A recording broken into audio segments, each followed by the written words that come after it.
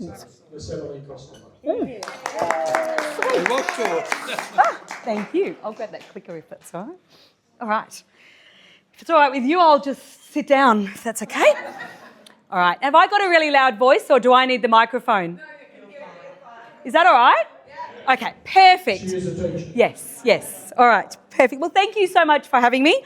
I will preface, I feel like I need to say on the get-go that there will be scratch and sniff stickers as a prep teacher for the best table with the whole body listening. Okay, so just keep that in mind. I'll put those to the side. Okay, perfect.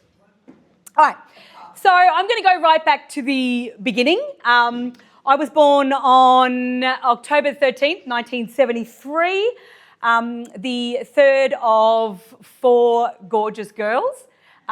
We were very close. My older sister and I are less than 12 months apart.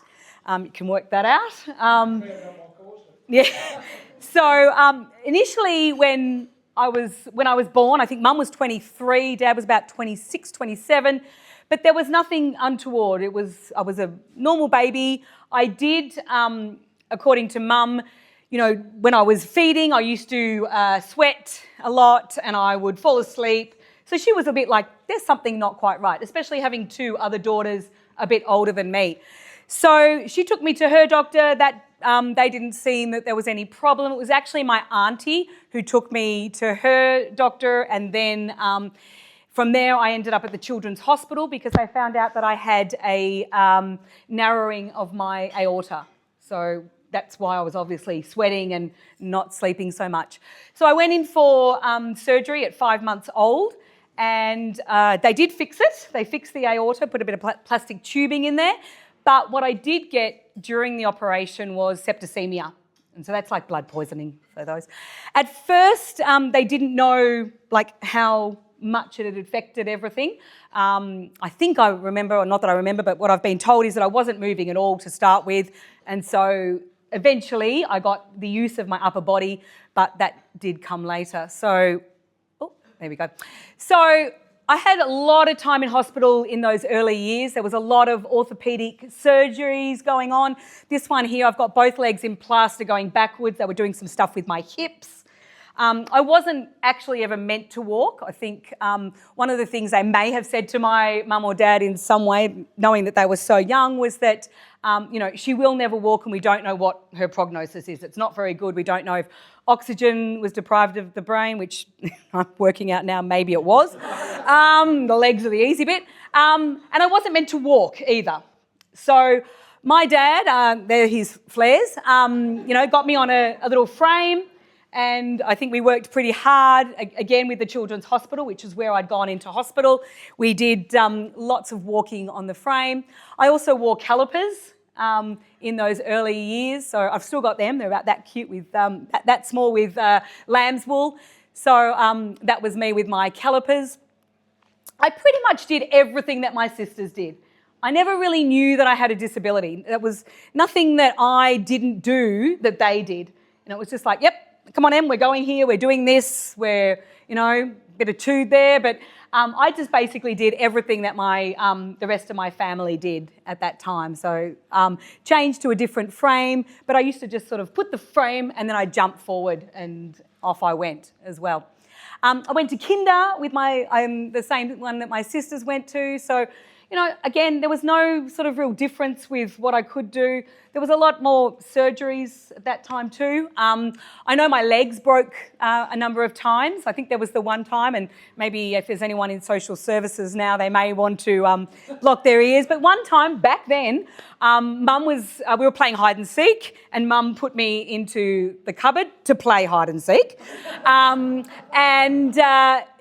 my sisters, because that was my way of sort of getting around, was if I wasn't on that little frame, I would shuffle along the floor, or, Mum or Dad would carry me, and Mum put me in the closet, and a broom or something like that fell on my legs and it actually broke the legs. So they were quite brittle because they weren't being used. But, that happened quite often. I think there was a time when they actually broke it, getting it out of the plaster from the previous break. So there was a lot of breaks in those early years. And then it was school time. So I assumed I would go to the same school that both my sisters went to. And I was actually one of the first two children with a physical disability that was integrated into the mainstream school. So much so that I made the Catholic diocese pamphlet about integrating children with physical disabilities, sort of from Urella and from special schools. So where they realised that there wasn't any, well, again, I say maybe not, there wasn't any mental issues, but there was a physical issue. So I was one of the first integrated into the school. And I mean, when you read that, it's very like that, the handicap, the words they use back then, it's like, it's their right to come into the school. I'm like, wow, all right. But I was very lucky to go to a school called Our Lady of the Pines that was a brand new school. It was very flat. And they were really accommodating. In fact, oh goodness, that's what I was going to say. In fact, the disability was the least of my problems. You can see, I think Mum cried for about a week with this haircut, but disability was nothing. The hair was the issue. Was the 70s, but I don't know how that one got in there. But I did want to say, in fact, when I went into prep, there was 2 of us in the one classroom with a physical disability. So this is Christian now, but as you can see, Christian had a double amputation from birth. So he and I were in the same class. And as a teacher now, I think, wow, back then in the 70s, what an amazing prep teacher that would have been, because they didn't know what our mental capacity was. But they were keen to take us on as well. So it was one of the things that Christian, as you can see there, he's got his skateboard. I was like, wow, this kid's got a skateboard. What a great way of getting around.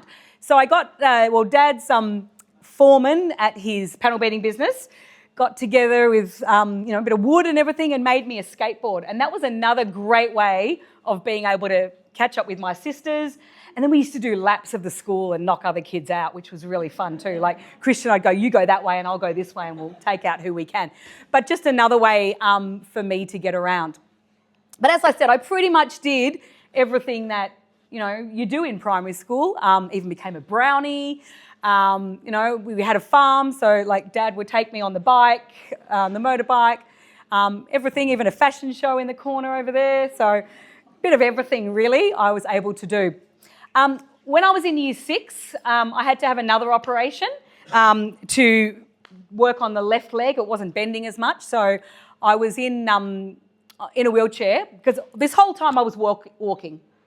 I was walking the whole time. I didn't even have a wheelchair back then, but I did need to use a wheelchair occasionally when I had operations. So I'd had an operation in year 6. This is my year 6 birthday surprise party, getting a kiss from none other than the current Mayor of Melbourne, Nick Rees. That's him. Sent that to him and told him, look how much I liked you back then. But I really have to credit this man under this hat here. He's my year 6 teacher, and he was amazing. He was the one that sort of turned everything around for me if I had to think about it that way. He just made sure that I was included in everything, anything, and particularly when I did, have the operation, he was always like, he was lifting me into the classroom because we were in portables. He was just a really great person who made me feel really included. And I think when I became a teacher, I thought, right, I'm going to be like Mr. Carbus. I'm going to make sure that that's my teaching style as well. And then it was off to secondary school. Again, I just assumed that I would be going to the same school that my sisters went to, but there was a few little issues. They weren't as keen to take me at Siena College in Camberwell. There was no lift. They hadn't had anyone with a physical disability before. I know my mum had to really kind of push it. They were sort of like, well, the sister rule, if you've got sisters, surely she can come. Yeah, we'll take that one, not that one, good Catholics. But, sorry if you're Catholic. And that was all great. Eventually they did take me and I went to school, but of course, I was going to be on my crutches. There was 3 flights of stairs. It was like, ooh, that's going to be an awkward, she's going to be up and down stairs all the time. Well, I thought I might as well throw a curveball into them. And in the summer holidays before I started year 7, I broke my leg. And so this is me on my first day at year 7. And it was like I rocked up and they're like, oh, Oh, goodness. So everything turned on its head, and they had to then go and make sure that all my classes were downstairs. And they were amazing. They really did a great job. And it was only for 6 weeks, but they were able to accommodate that for me. And again, I did the same as all my friends at school. Like I, went on all the camps. I mean, my abseiling may have been a little bit unclassy. I don't think I kept those pants, just sliding down the rock face as opposed to walking. But pretty much everything that my classmates did, I just got in and did it. I didn't think that I was anything different to that. In fact, I even had a pony, little Lightning. I got to ride Lightning, so I used to ride on Lightning's back, and Dad would just lead him around. We also put him in cart, so that was fun. But it was about the early teens that I sort of found sport, I guess, and realised that that was going to be something that I would get into. I'd always been done swimming lessons, and my sisters were off playing netball, and I thought, well, what am I going to do? And we found a disabled sports organisation. So, did a bit of tennis, was told by Paul McNamee in the corner there, at the natural backhand. Clearly I'm not capitalising on that one now, but also did a bit of field sport and tried one of the most boring wheelchair sports you can, wheelchair netball. So boring. You've got to come to a grinding halt, then the ball flies away. Anyway, but I really, I loved doing all the sports and everything, but swimming was my thing. It was, even when we had a pool, I would always just be in the water because that was my equaliser. That was the thing that made me the same as everyone else. Because once you're buoyant, you're not, I can play Marco Polo, I can do what my sisters were doing, that it didn't make me feel like I was missing out on anything.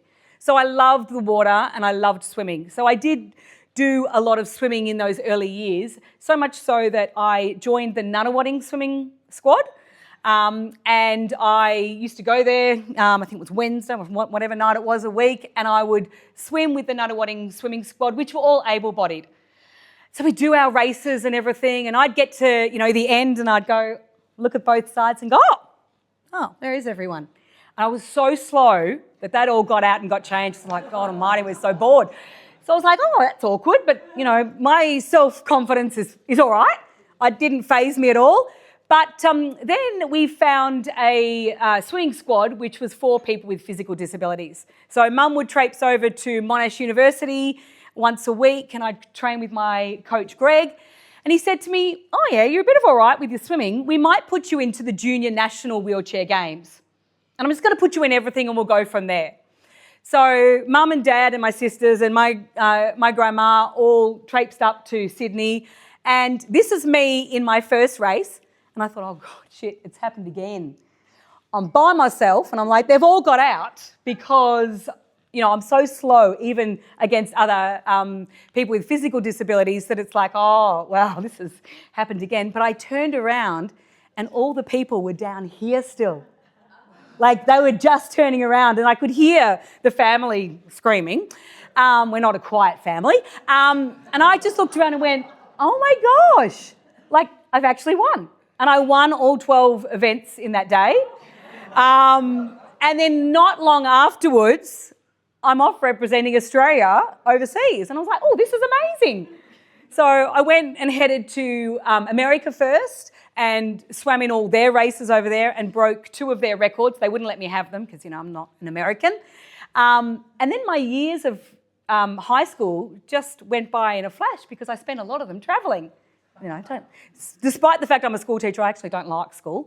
So I went, I'm going away here. So I went to Japan, I went to America a few times, I went to the UK, and I went around Australia a lot, all with swimming. Is that me? Oops. It was lots of fun and a great way to see the world. And I think that's where my love of travel started right there. And I probably should mention, when I did start at Siena College, the school, it was one of the first schools, I think it was the first school, that actually hired an integration aid just for me. So they paid for it. Is that correct? Yes, they paid for it. And it was just for me. And Mrs. Mack was there to carry my books. She would carry my books from one class to the next.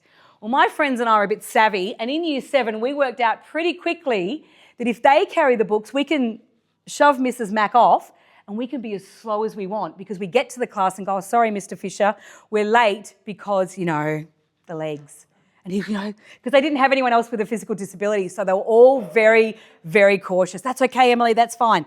Until Mr. Fisher went to the staff room and said, what are you all doing with Emily? She's always late, and then she says she has to leave early to get to the next class. And they're like, mate, you're being fooled. You got to... So anyway, I was bringing it back to Mrs. Mack, because when I was in year 12, I did have another heart surgery, but just to... because I was an adult, they had to just go in and repair it again. But it was just up through the groin this time, so come a long way.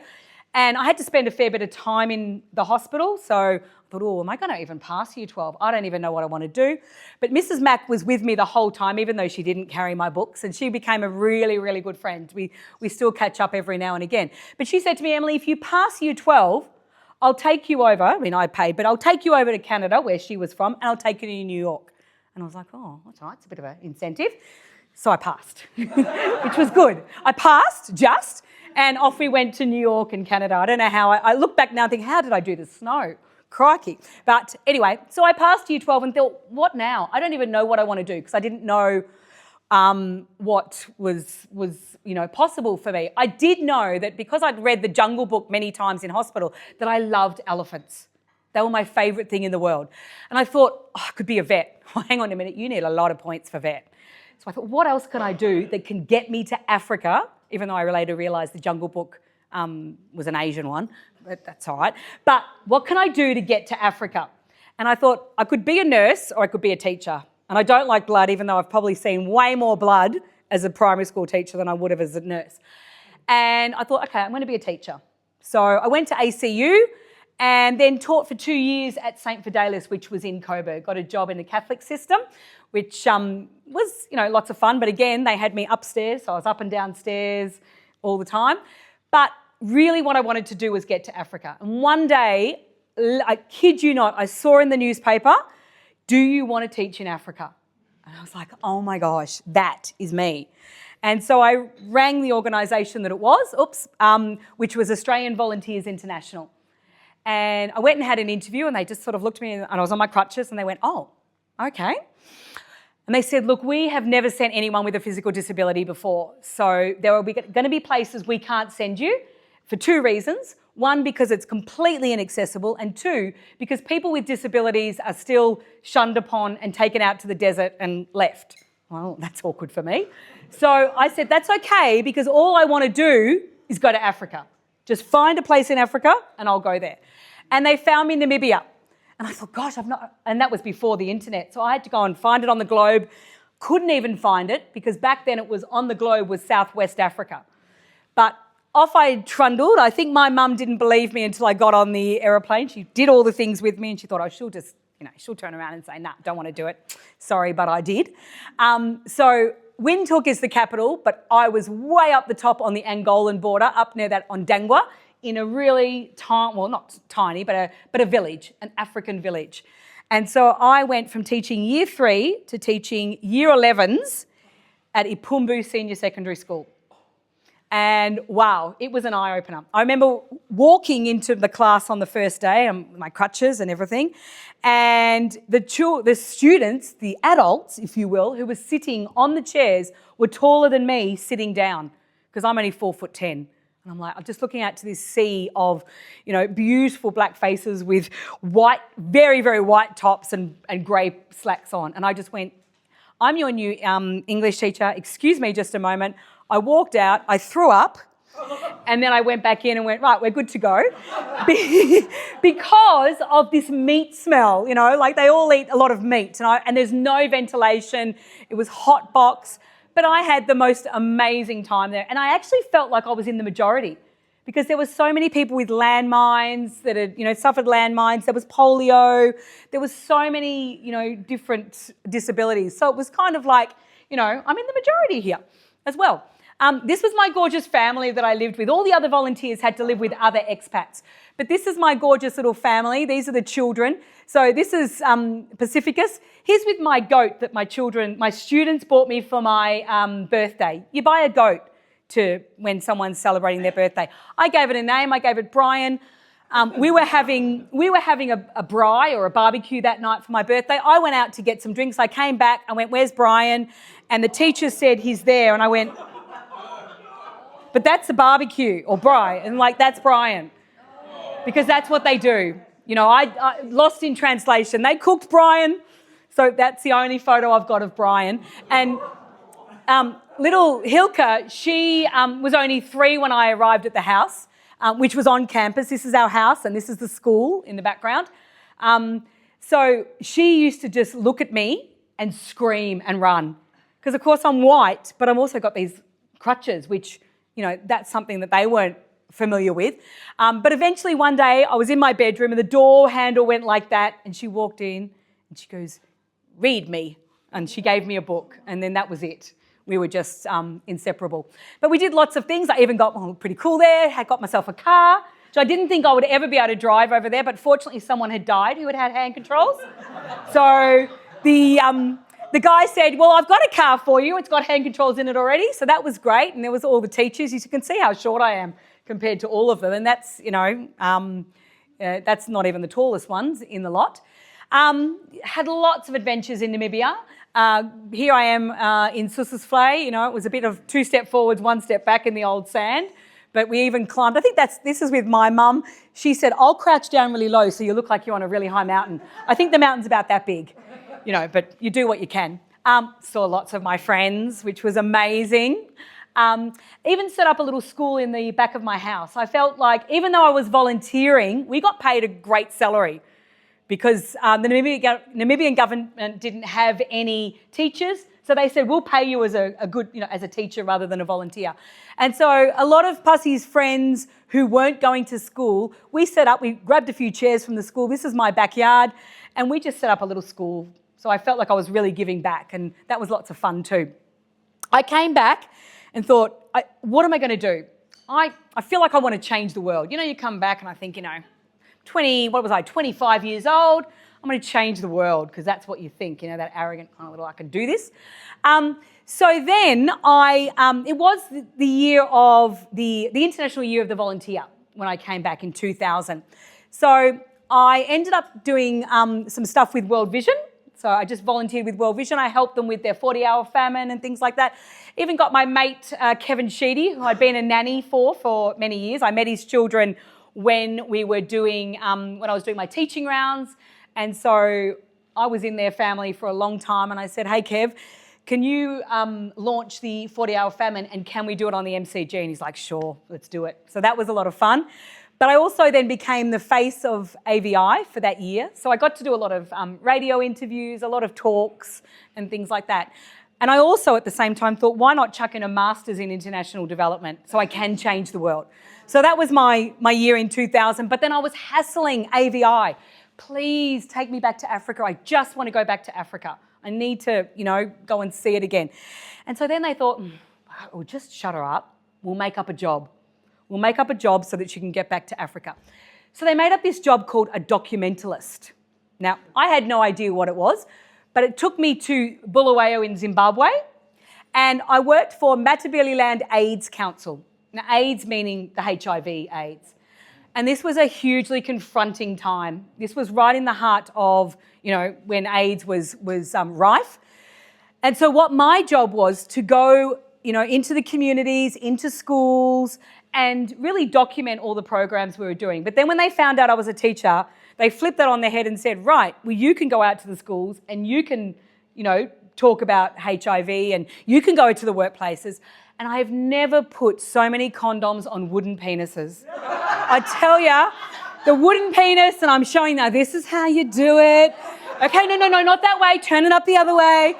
But, it was like, all right, But also, it was quite confronting because they also trained me up as a counsellor to, we were doing rapid testing of HIV, and I had to be the one to tell people that they were HIV positive or negative.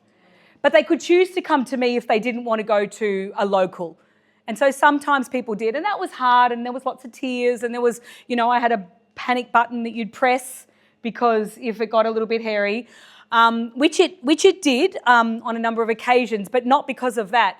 This was, as I said, right in the time when the elections were happening in Zimbabwe. So Mugabe was there, and it was scary. It was quite a hairy time to be there. And there were a number of occasions where my gorgeous colleagues said, Emily, we're going to lock you in your office. There was no windows in there. We're locking you in because the war vets are on their way. We can hear them. And you're white, and you're the only white person in the office, and they're coming because they want money, because they think, well, we are being funded by the US aid, and they want that money. And so they're coming to our office. And they would just hide me and say, just be really quiet. So hard. But there was no one else in the room, so I couldn't talk to anyone else. But that was a little bit scary. There was another scary time when we were at a restaurant and you could just, the things you just can't unhear, and it was the rumble down the road of the war vets. They were coming down the road, and the owner, who was a good friend of ours, said, right, everyone under the tables. They were very similar tables to this with big tablecloths on them. And he said, Emily, I know you can't get down there. I'm going to put you behind the curtain, and you're just going to stand there like this and just stand at the curtain. Anyway, they came in and they just came to the door. They saw no one, like this, and off they went. So it was a really hairy time. I didn't last the 2 years because the Australian government ended up pulling us all out. They said, this is unsafe. We need to get you out. So out I went, and I thought, what am I going to do? Where am I? I don't know what I'm doing. I haven't taught for a while. I don't know what I want to do.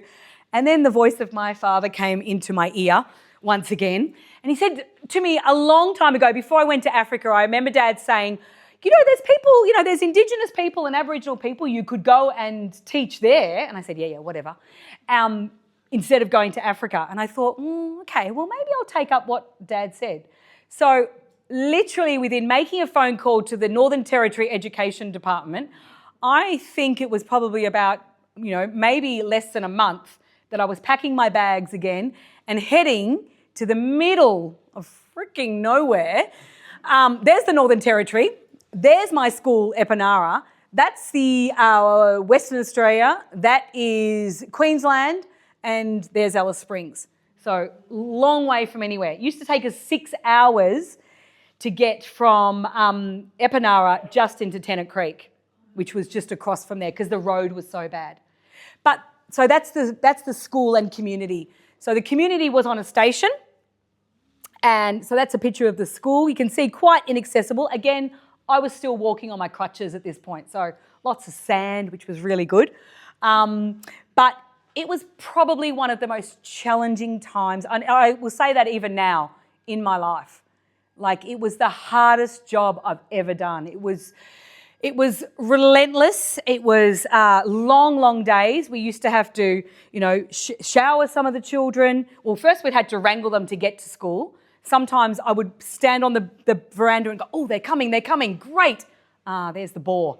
And the boar would, they'd get excited by the boar or the donkey, or a tyre, and I'd go, oh, I've lost them. And off they go.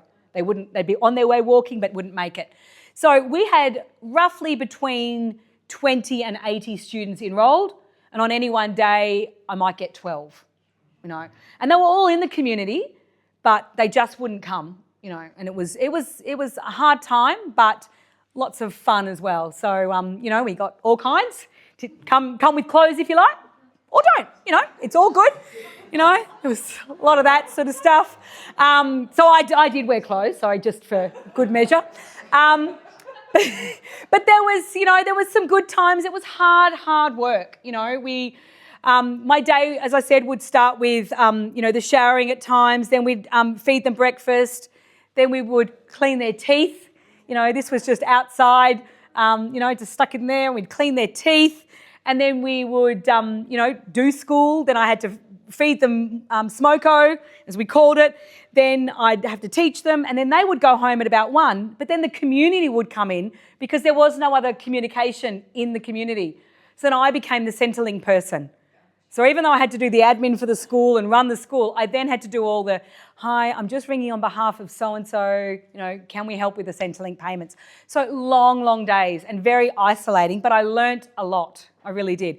I also learned how volatile that particular community was because just as an example, a lot of the boys who hadn't gone away for secondary school just used to hang in the community. And they would come and ask me, and I was very naive at the beginning, and they'd say, can we have all your Sharons because we want to go play footy? And I'm like, yep, sweet, take them, bring them back. No, bring them back. No, didn't get any of them back. And then I saw that one of them one day ripping the guts out of the Sharon and using the rubber for slingshots, which I understand, that's how they, they went and, took down birds or small insects. But I'm like, small mammals. But it's like, that's my school money and everything. And I used to say to my other teacher, because he drove our troop carrier, I was meant to, but it's a bit hard with hand controls. And I used to say to him, I'd ring him up and say, Steve, which way have you parked the troop carrier tonight? Because I think I might have upset someone in the community and we might have to make a runner pretty quickly. So park it facing out, come get me if I call you. So it was a little bit volatile. We used to go bush a lot. Sometimes I'd look at these kids and I was getting nothing and I'd go, right, let's get in the troop carrier and go. And we'd take a couple of elders, I'd take a little bit of paint and we'd just do maths or literacy out in the bush, because they weren't having any of the four walls at times. We caught a couple of goannas and emus, we shot a few emus. There was no, let's check with the parents, let's get permission forms. No, none of that. We had, we could have had 20 people in the troop carrier. I'd have a couple on my lap. There was just, it was good times. But then I was asked to mentor the first female Indigenous principal in the Northern Territory. So I moved from Epinara up to Newcastle Waters, which was, as you can see, Catherine's up there. So a bit closer, and it's also closer to the highway. So I was actually on the highway.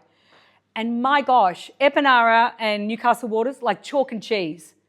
Because this community in Newcastle Waters, they were on the station that was owned by the Packers. So everybody there had a job. So all the Indigenous people were station hands, and the difference. And I know Mum and Dad have been to both, and you could see the difference. They had jobs. So the kids were there every day. They had their own lunch. They were there to learn. And the fact that the lady who I was mentoring, she was from the community, which is what it should be. They should be running their own schools. And so it was, again, another hard gig because there was a lot of sorry business in that time. So sometimes I would be the only one in the whole community because they've all gone for sorry business, which I couldn't go to, or there was, had gone on walkabout, which I couldn't go on. So there was a lot of that in that community, but I'm very, very pleased to say that Rosemary is still the principal of that school. So that was great. We had a year together that was, hard work, but then, I sort of moved on. I thought, where to next? That's my walk to school. It's a bit of dirt. By this stage, I'd realised, why am I standing up teaching? This is hard. I'm holding on to the blackboard back then and I'm trying to write. And I'm sure that there's a whole bunch of children that write like this. Because as I'm holding on, I'm realising that I'm, going like that. So I'm sure there's a lot of year threes out there that are writing like that. But I started to use my wheelchair a little bit more when I was in Newcastle Waters, and there's my kids, and we painted the school. So then I moved back to Melbourne, well, I shouldn't say Melbourne, Victoria, and I moved into the Mallee. And I remember in the interview they said to me, how are you with isolation? I went, let me tell you a thing or two about isolation. Ngunnawal, which is between kind of Witchyproof and Swan Hill, if you know where that is, little town of 50 plus one. Gorgeous, gorgeous community. It's the longest I've stayed anywhere. I stayed there for 4 years and I just loved it. We could ring our own bell. There was 14 children in the school. They were from prep to year 6 and we had a ball. We had so much fun, beautiful parents, gorgeous community members, and it was just a really nice feeling. I really, really enjoyed my time there. And it was at that time that I was able to do the baton relay from the Commonwealth Games at that time. So I don't know how long my mum spent cutting my face out so that everybody who lined the streets pretty much of Charlton had my face. We made many news bulletins, we made many news articles, because all those children, there's my two nieces there too, but all those, the school kids had Miss Costello, you know, and it's popped up many times, I'll tell you that. That was a lot of fun. I also, I think it was my auntie, I don't know who, nominated me for the Pride of Australia.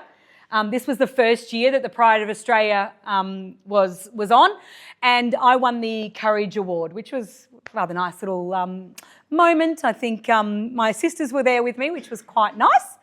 And then I thought, okay, 4 years, maybe it's time to move a little bit closer to Melbourne. I'm getting closer. So I became the principal of Yearing Primary School, right next to the winery. All the parents, they knew what to give me for Christmas. But that was a nice little school. It was a bit of a challenging school again, because, you know, a lot of the small schools in the Yarra Valley aren't there anymore, but a lot of the ones that are, they're the ones that there are kids who have been to lots of schools and they can't make it in all those schools, so they come to us. So we had a rough bunch, but there was 80 children there. So I was principal, but I also had a teaching load, and I had 3 staff. So we broke it up a little bit. But, you know, I see the irony, but I got itchy feet. And I had to move. I was like, where to now? I want to go back overseas. I feel like I'm too close to home.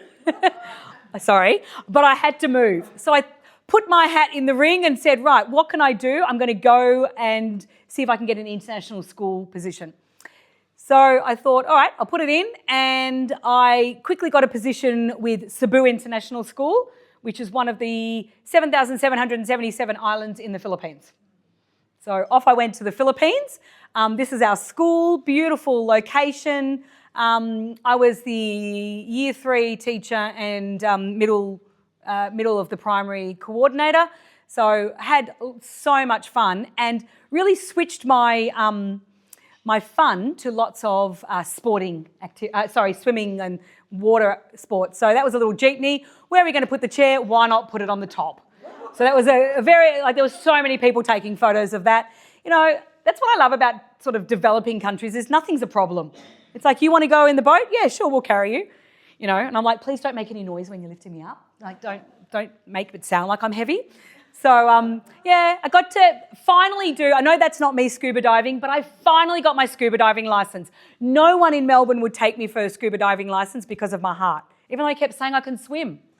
But over there, they're like, sure, we'll take you scuba diving. And I remember going down the first time scuba diving, and he didn't know how buoyant my legs were. And he said to me, I'll just take lots more belts, and when we're down there, we'll work it out. Well, he worked out very quickly, because we're going down, and my legs just went straight up, and the tank whacked me out. And he's like, oh my gosh, you know, and so he's holding me, and he's madly putting belts around my legs. And then from then on, he knew how many belts to put on. So we went out a lot, and it was lots of fun, and I loved it down there. Sometimes I wouldn't move. He'd just go like this, and I'd hover, and then he would say, like, you stay, and I'll go find somewhere, and then I'll come and bring you to it. Because, you know, like, I didn't kick or anything like that. I just, you know, had to use my arms, and it would get quite tiring. So that was a lot of fun for us as well. We got to travel a lot. I spent a month in China, which was interesting. The Chinese found me rather interesting, because I think I was female. Even though I was with a friend, she wasn't pushing me in my chair. And one of the funniest occasions was a person who was going on a jog and running back this way, and he ran straight into a pole because he was looking at me, because he was like, wow, what's that? She's a, you know, lady in a wheelchair, and she's by herself. Yeah. Oh. So then I thought, what next? I'd done my 2 years in the Philippines, and I thought, well, I don't know if I'm ready to go home yet. So I put my hat back in the ring, and I just thought, I'll see what happens. But I was contacted by Raha International School, which is in Abu Dhabi. Now, this was not at all on my bucket list. It wasn't of interest. There's a lot of sand in the desert, and I wasn't really all that interested. But they said, you know, we'd like you to be a coordinator, and, you know, we'd like you to teach this and so forth. And I went, oh, okay, give it a crack. And so this is Raha International School in Abu Dhabi. My sports changed a little bit. I think that's me on the other side, the second from the back. I was doing Sweet FA, but I look like I'm doing something. wasn't really. I was just hanging on for dear life. But I also did some quad biking, and it was lots of fun in Abu Dhabi. I did things that I didn't think I would do, and I did heaps and heaps of travelling because you're so close. And so I got back to, that's not an upside down photo, but I got to go back to Africa because we were so close. So I went back for my 40th. That's me finding out where Freddie Mercury was born, in Zanzibar.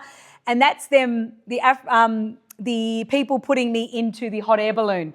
They turned the hot air balloon on the side, I slid in, and then they turned it upright. So that's why it's on the side. So, so I got to go back to there. I went to Nepal. I didn't climb Mount Everest, but I told my kids I did because, I didn't really lie because we went over it in the helicopter, and I got a photo with the tip behind me, and I said, "See, I did. I climbed it." So, I went to Nepal, went to Italy, went to a few other places in Europe as well. So I had a lot of fun. Got to see lots of animals when I was in Africa as well. And then I came back. And I thought, oh gosh, my question always to myself is, what next? What am I going to do now? So I bummed around with mum and dad for a little while, and I think they said it's time to go now. Go get a job. So fortunately for me, my ideal job just came right at the right time. And it was with Australian Volunteers International. This was their new branding. They were looking for a new learning and development consultant. So basically what that means, what that meant is I was training all the volunteers who were going over to all the different countries. I trained them in gender equality, I trained them in cultural differences, just all those things that you need to know apart from your job when you go in country. So I used to do, the training of all those maybe once or twice a month as they went in country. As they went to their countries. And then the amazing thing for me was I got to go in country and retrain them. So I got to go back to Tanzania, I went to South Africa, I went to Myanmar, I went to Timor-Leste, Fiji, Indonesia, multiple times. And all I had to do was go and, just do a little bit of training with them. And then there was, we always stayed in nice accommodation because we wanted to make the volunteers feel nice, and it was all on the taxpayer. So thank you. I even, weaseled my way into a volunteer safari we went on. That's me with the Tanzanian volunteers. That's with the South African volunteers as well. But then unfortunately in 2017, AVI lost the contract with the AusAid, with the Australian government, to send volunteers over to overseas. So we all got made redundant. We all lost our job, and I thought, oh, okay, this is not good. What am I going to do now? So then I quickly was seconded by CBM, which is Christian Blind Mission. And basically they're a disability advocacy organisation who don't work in Australia, they work globally. So they have bases in Australia and they do a lot of fundraising, but they predominantly work overseas. So I was a program officer for disability, and I think it was about a week and a half after starting the job, I'm in Mongolia, minus 27 degrees. So, getting carried up the stairs. You got to, when you're in a wheelchair, you got to put a lot of faith in other people. You just got to go. And I do the same when I cross the road. It's like, what more can happen? It's like, I'll just do it. And my friends are like, no, don't. Don't do it. But off I go. So I was at CBM. Again, I got to travel a fair bit with them. But it sort of got to the point where it's like, oh, there's so much travel. I think I just need a break. There was, and, to be fair, I actually was kind of, because I was teaching, I was upskilling all the embassy staff. That was my role. I would go in country and I would talk to the embassy staff, making sure how could they make all their programs, all their projects disability inclusive. And I just was doing it and I was like, oh, I just don't see any change. What governments are like. And I just was like, it was like a bit of a broken record. So I kind of said, you know what, just under a year I went, I think I'm done. And so off I went and thought I'll take a few different roles now. So I got a job with Body Safety Australia, a little part-time job, and that was going into schools to talk about consent and so forth. And one very quick story on the body safety when I went into one of the schools, I was teaching them about I was showing them a book about how babies are made. And, there's the sperm, there's the egg. The sperm's got a story, the egg's got a story. They come together and they make you. Simple as it gets in year one. And, kid puts up his hand, a little year one, and says, how come I can't have a baby with my sister? Like, oh, the teacher's like, I said, that's a great question. Love it. Great question. And I said, well, you know how I said there's the sperm and the egg and they've got stories? Well, if you have those stories together and your story is the same as your sister's story, that story that comes together is going to be a very mixed up story. Okay? So, and I thought I won't go the legal path or anything about that. And they just go, oh, all right. And then the hand went up again. And the teacher's just like, oh my gosh. I said, yep, what's your question? Is that what happened to you? So I needed to check with mum and dad. I did say, I think they came from small country. I just loved his honesty because it's like, he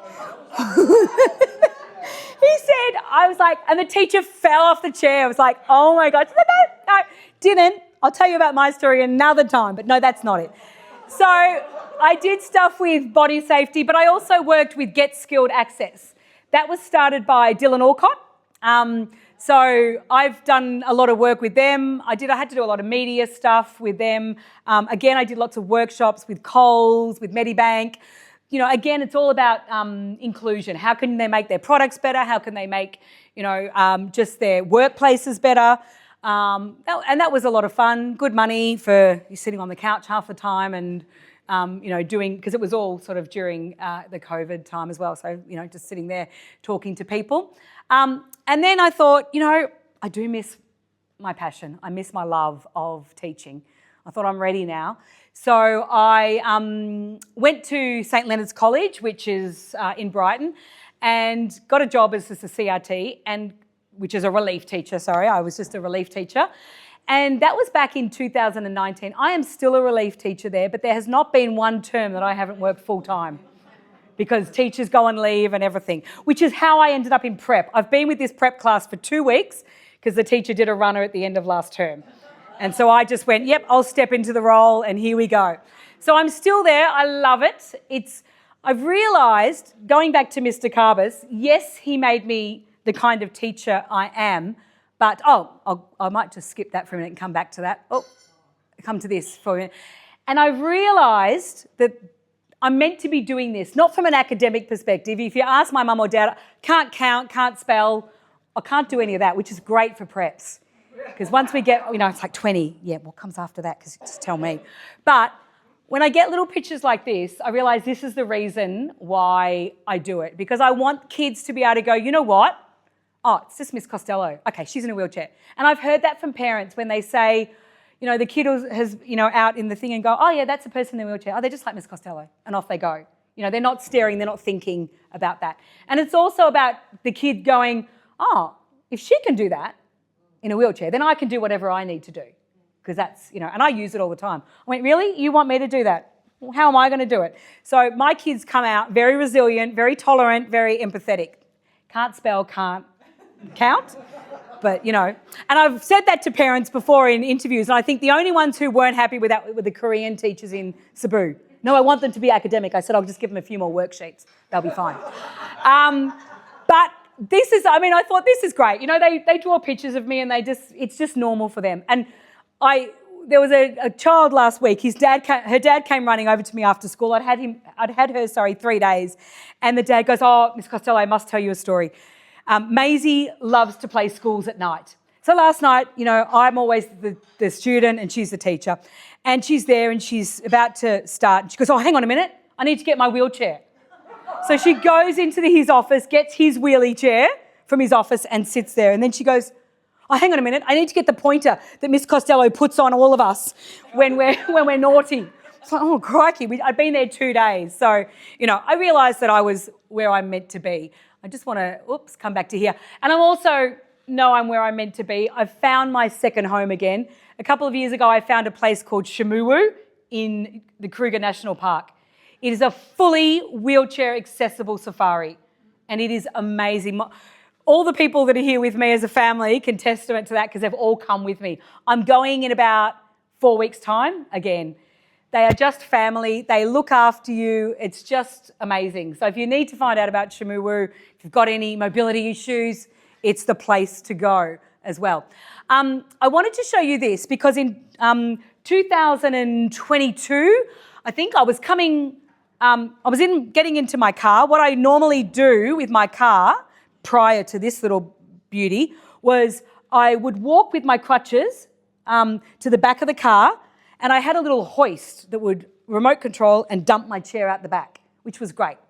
Before that, I would, hold on to the back, pull one wheel off, throw it in, pull the other wheel, throw it in, and then hold the whole frame with my other arm and throw it in. All holding the back of the car, and my sticks would be just there. I don't know how at that point I never fell, but then I did. So I was walking back. We'd had a school concert. It was very late. I was walking back and my knee just gave way, and I thought, oh, I'm gone. I had to go down. And, I guess as an able-bodied, you can sort of get your legs out the way. I just couldn't. And there's some noises you can't unhear. The noise of two bones just snapping in half. It was like, oh, sorry, I know we've eaten, but So compound fracture later, because it went straight through the skin and the pants. Oh, sorry, that's the only thing I'm going to tell you about it. I was in, I've got a big rod and 6 pins, but I no longer walk. I don't even try it. I mean, I had a good crack at it for 50 years of it. 52, but it was 50 years. And I thought, you know what, as long as I can transfer and do things. But that, I have to say, is the only time I've ever really felt disabled in my life, because I had to learn everything new. It had to be a different way. I'd only known being disabled, but that time at 49, 50, I had to learn everything again. I had to learn how to transfer. I had to learn how to, not be on the floor or get on the floor and work out how I was going to get up. So that was quite different. I'm just going to see if I can press play on this because I want to show you what my new car does, thanks to the NDIS and thanks to many phone calls. Oh, hi, it's me again. I'm just finding out about my wheelchair hoist. Now, if I just press play, Bernie, is that how I do it? Or how do I? Or maybe if I go escape? Oh, no. Does anyone know how I do this? I should be doing this as a teacher, but it should. Okay. Oh, but I did have a video. Oh, maybe it didn't transfer over. Anyway, what I'll do, if it doesn't work, I will just... Okay, you have a quick crack while I'm doing this. So I had to get a new way of getting in and out of my car. And so lots of research. Is it not a... No, maybe it's not. Maybe I have to start it up. Anyway, what I can do is I can send it round or, Dad can... But it's basically, you're welcome to come out at the end of the night. It's out the front.